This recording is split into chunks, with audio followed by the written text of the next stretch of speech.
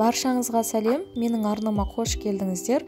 Бүгін сіздерге оливьенің орнына дайындауға болатын өте оңай әрі көрінісінің өзі осындай әдемі және жасалу жолы өте тез дайын болатын салаттың рецептісімен бөлісетін боламын.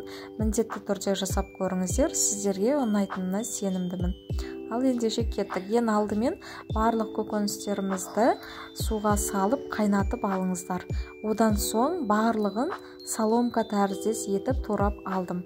Мен мұнда жұмыртқа, сәбіз, картоп, колбаса және қияр қостым.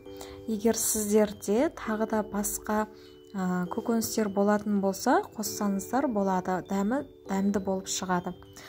Дайын болған туралған көкөністерімізді ыдысқа салып, тұз, майонез салып араластырып аламыз. Егер де кукуруза немесе горох болатын болса, тоже қосып жіберіңіздер, өте дәмді болып шығады. Және мен мұнда картопты тоже асығыс болғандықтан қайнатып қостым.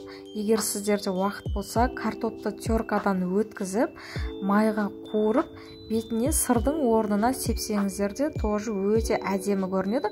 Ол да уже басқаша салат сияқты, түрі өзгеше әдемі болады.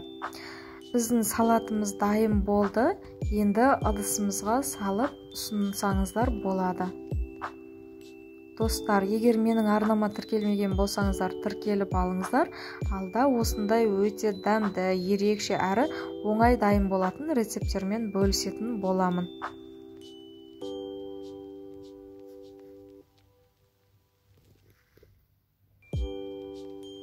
Ыдысымызға салып алдық.